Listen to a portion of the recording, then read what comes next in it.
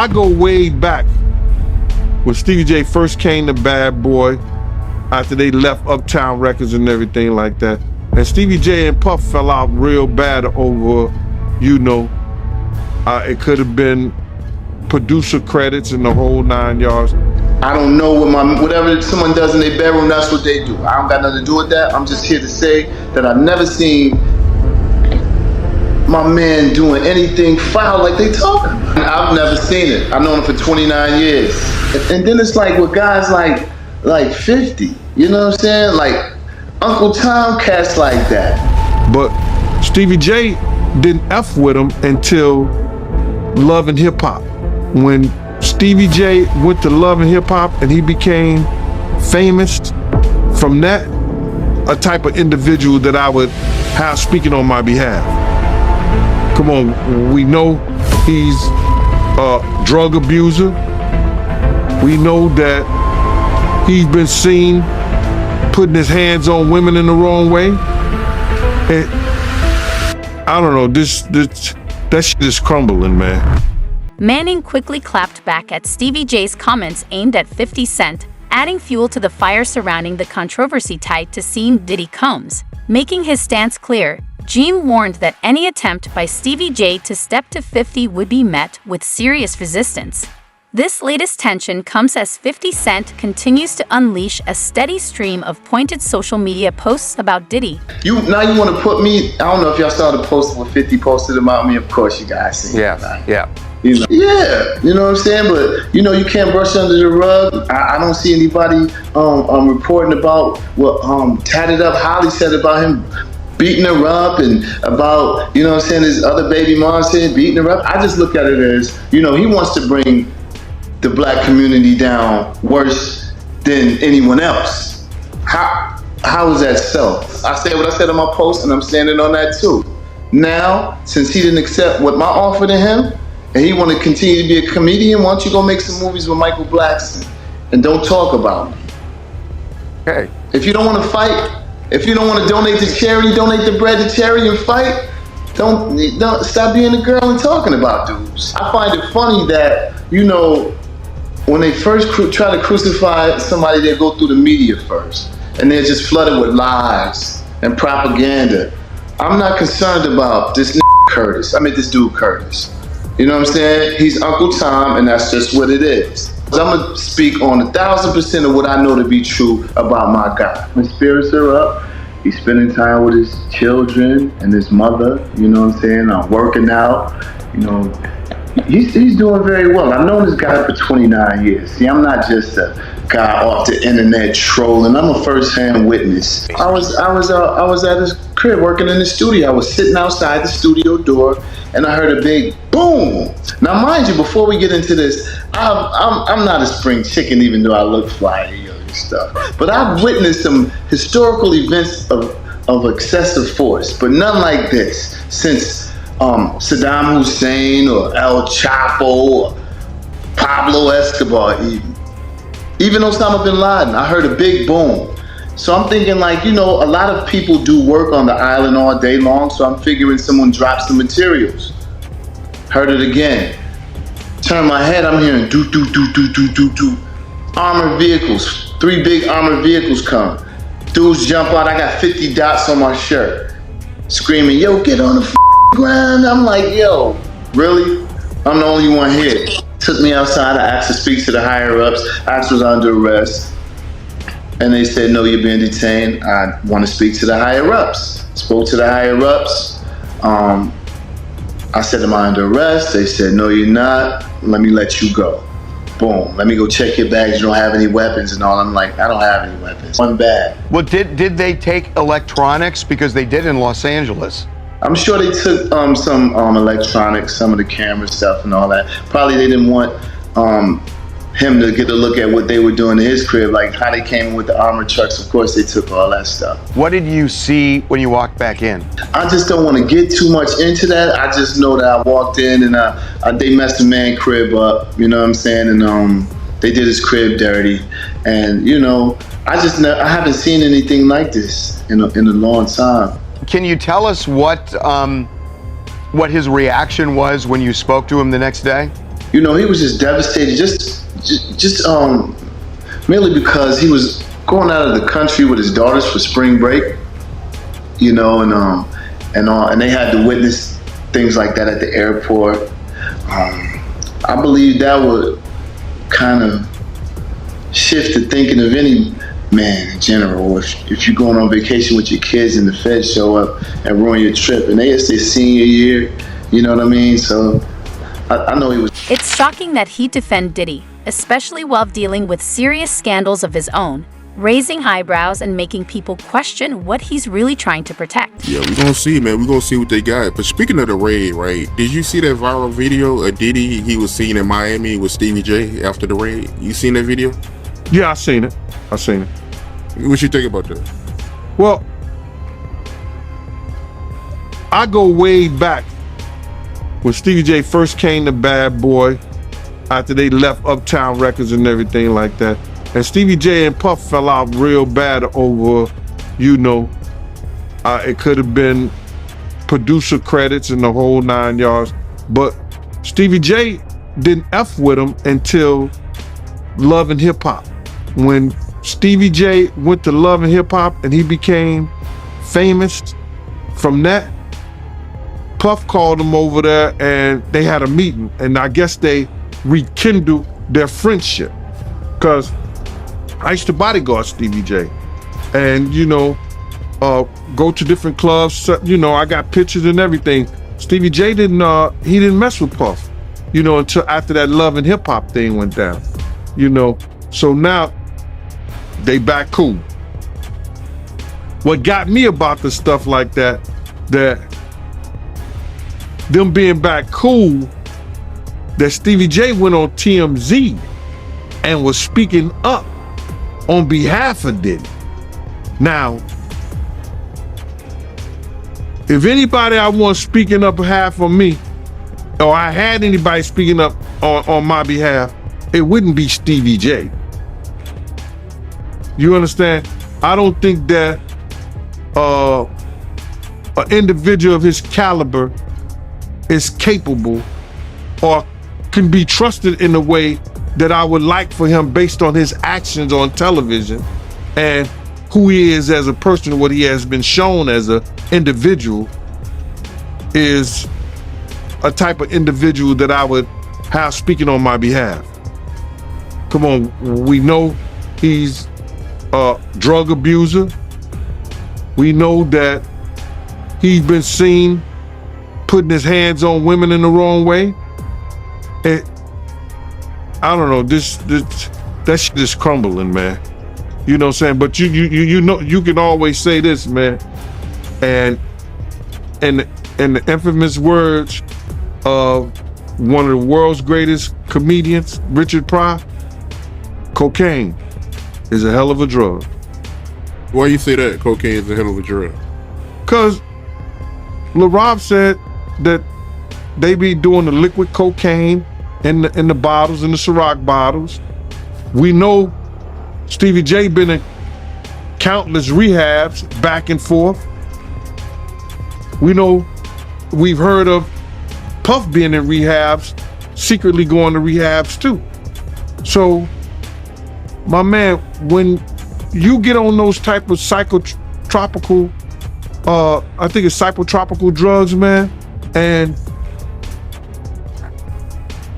you start believing your own bullshit, and them two individuals together, man, you know they gotta be crazy. Something gotta be wrong with when he sit up there and he said that he wanna challenge 50. And I don't know much about that clout shit. Him challenging 50 to a fight, and we seen how 50 Cent, we seen how Stevie J fight on Love and Hip Hop and all that other bullshit. Him, Scrappy, him, this other cat. My man, there's no way. There's no way. He don't want it with 50, bro.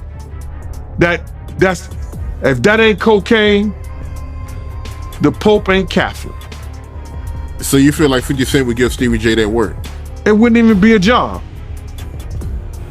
50 Cent will whoop niggas like Stevie J on the way to a real fight. You seen 50 fight before? I ain't never seen 50 fight.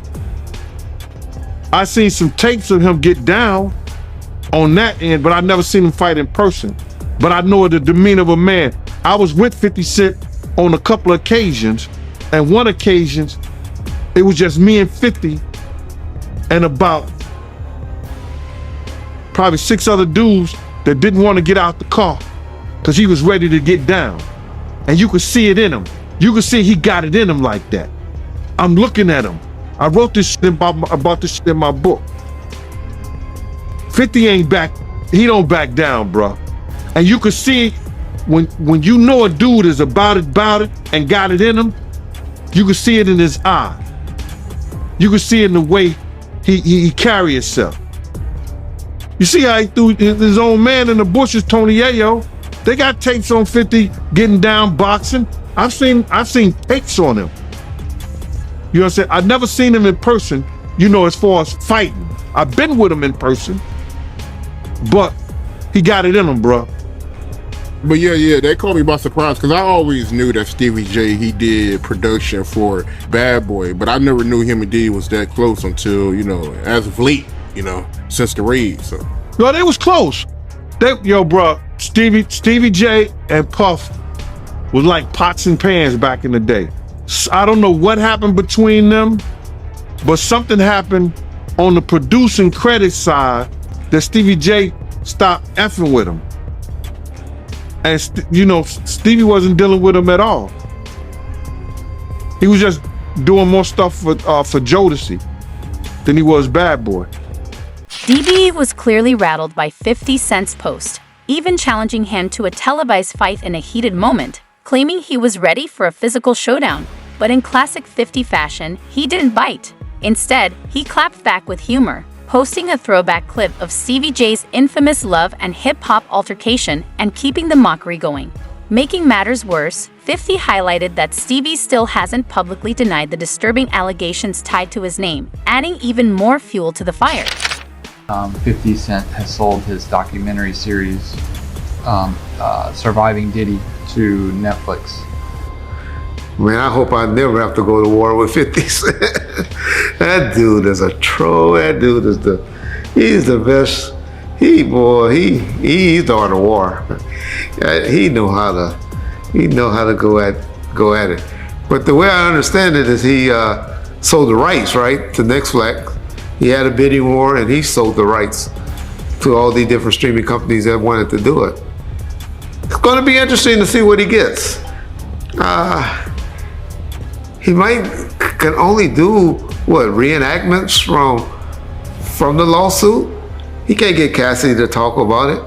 Trust me, Cassie can't talk about this publicly. Mike can get law enforcement. Mike can get it. Get her to talk on a jury stand or a witness stand, grand jury or something like that. But just to go and do interviews, she can't do it. She probably can't even mention the name Sean Combs or any of his family members. Talk about anything. So, is it going to be Misa? I doubt it. It's hard for females that have kids by men to do these, to talk bad about their father, no matter how much of a douchebag he is. And so, who's going to be the survivors? Is it going to be Lil Rod? He's going to get his bag eventually. Trust me. And he going to have to sign, an agreement not to talk about it publicly. So I think it's just 50 jumping the gun, wanting to be a hell of a troll, and him being like me, very, very vindictive. I wonder if 50 a Leo like me. I gotta find out his sign because I swear me and him have the same traits. But I don't know who will be the victims. We know a young Miami, she finally done broke away. Saw that she unfollowed him recently. Misa, we know Kim Porter and her book.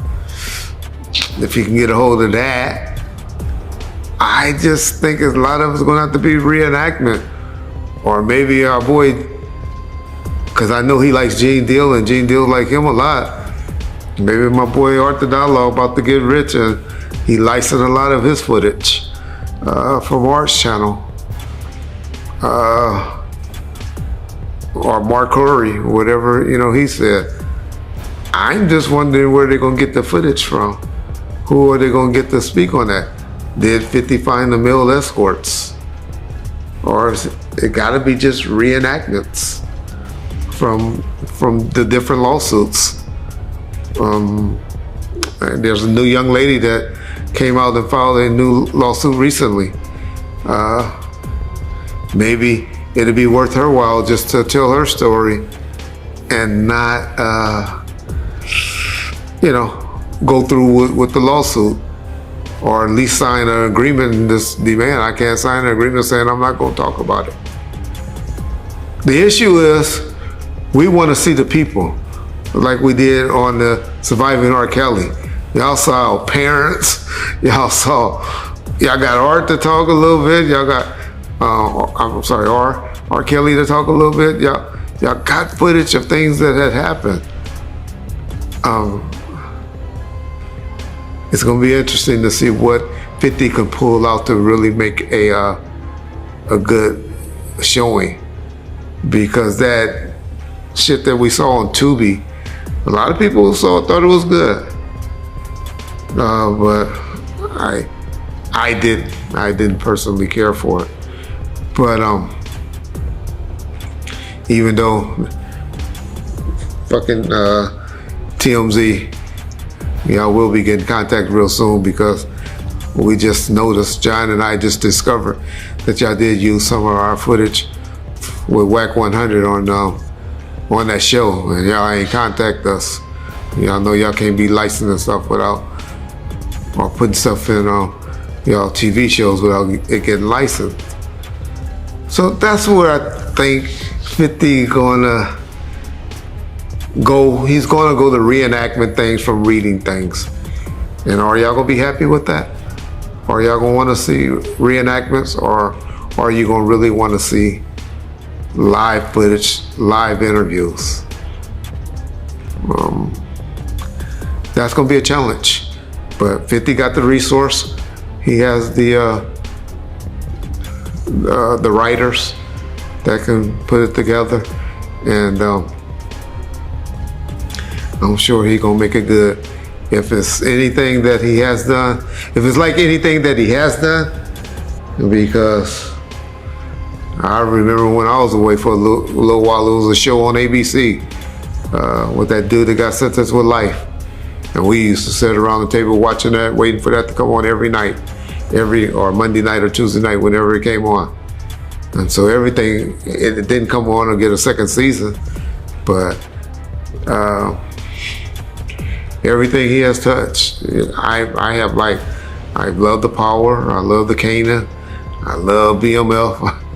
It's not too much that he hasn't done as far as TV series that I haven't enjoyed. And so he would be the perfect person for it. Dan, Diddy's former bodyguard, didn't hold back, confidently stating that Stevie J wouldn't stand a chance against 50 Cent in any kind of confrontation. It's just the latest twist in the escalating drama between some of hip-hop's most recognizable names. While Stevie J continues to defend Diddy in the face of growing allegations, 50 Cent remains unbothered and relentless, turning up the heat on anyone still standing by Diddy's side. Whoever he think gonna get him free, if he had, and whoever they want, you gotta realize the feds is not gonna touch those people. If he had anything to do with any high profile people like Clyde Davis, what's that, Jimmy over at Interscope, what's his name, Jimmy Iovine, any high profile people the feds is not gonna touch. You understand? They're gonna go for the people who are not his really handlers unless they really want them or somebody want them.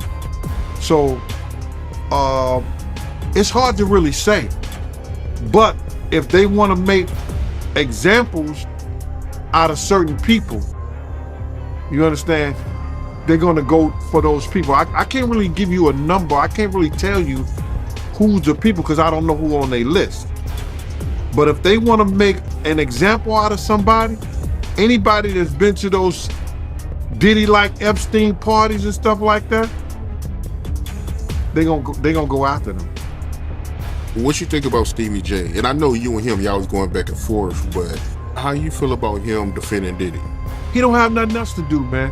What makes me mad at Stevie and them is that, you know, they don't realize the guys who used to take care of them, the guys that make sure they got in the club, the guys who make sure they got in the studio, the guys that make sure they got home at night. And then they get on this thing, and because they become more known to the public and everything on Love and Hip Hop and all these other different programs, they want to talk shit. But Stevie J, no, I'm the type of dude, he talk about I got bad knees, I kick him so far up in his ass, he tastes shoe polish, bro. I do not play with that. I'm the one that used to make sure that you was all right. You understand? And I got pictures when I used to bodyguard you, bro. And you know I never played those games. So because you get mad, because I say something about, you know what I know 50, I know 50. And I know you. You understand? If I gotta put my house up, if I gotta put my car, my jewelry, I'm putting my shit up on 50. I'm not gonna put it on you. I'm just telling you what I know. 50 hit that nigga so hard, man. He won't wake up to the middle of next week. He gets on here and he wanna defend Diddy, defend him. You might be on some of them tapes. 9 times out of 10, you good at making tapes. You know the tapes that you made before in the past that made the internet. I'm not gonna speak on that, Mighty, not at all. You understand? Because it's got a young lady that's doing her thing in it and she don't need to be spoken on. But, you know, everybody who knows what I'm talking about, they know the tapes that made the internet with Stevie J before. You know what I mean? So for him to come to Puff defense, you don't have nothing. He gotta come to his defense. Heard he lost his house, heard he lost this, that, and the third, the whole 9 yards. He's standing with a grown man at another man's house. So, what else he gonna do? Puff said, y'all come to my defense? He's the only one came to his defense. In the tape that you was referring to, and you don't have to go into detail about it, I think most people would know what you was talking about, but you was referring to the sex tape between Stevie J and Eve, right? And I don't know if this is true, you can tell me, but I heard that he leaked it, right? Allegedly, yeah, he's the one who leaked it. Want to be into something, you know what I'm saying? That's how those cats do, bro. They want to be, they sit back, and because this is the new form of entertainment, and regular dudes are getting more views than they are, they get mad and they get upset. You understand what I'm saying? They get mad and they get upset because this is the new form of entertainment and a lot of people are blowing them out the water now. And they want to say crazy stuff when in fact, they wouldn't breathe hard if you was in the room with them. Yeah, that's real talk. And I was checking out one of your lives and you made a comment saying that, you know, Diddy, his ship is sinking fast because the only person that's coming out to defend him is Stevie J. Well, Diddy did a post and he said, speak now or forever hold your peace. And he sent the message to everybody that he did business with or everybody that was around him. Y'all talk, y'all speak on me. Y'all let everybody know what y'all know about me or whatever, this, that, and the third. And if they talking negative, straighten them out based on our relationship. So he put that message out there. So now people are saying, nah, bro. Like Ray J. Ray J say, yo, people want to know what it is. Because if the federal government is asking questions about you having some pedophilia or having sex with little boys underage, why would I want to be connected to that? Diddy, also known as Sean Combs, is now facing the most intense public scrutiny of his career as legal troubles mount and investigations widen. Homeland Security's recent raids on his properties have sent shockwaves through the hip-hop community, signaling that this is no minor dispute. As the investigation unfolds, Diddy's carefully crafted legacy as a music mogul is being questioned like never before, and the industry is watching closely to see how much further the fallout will spread.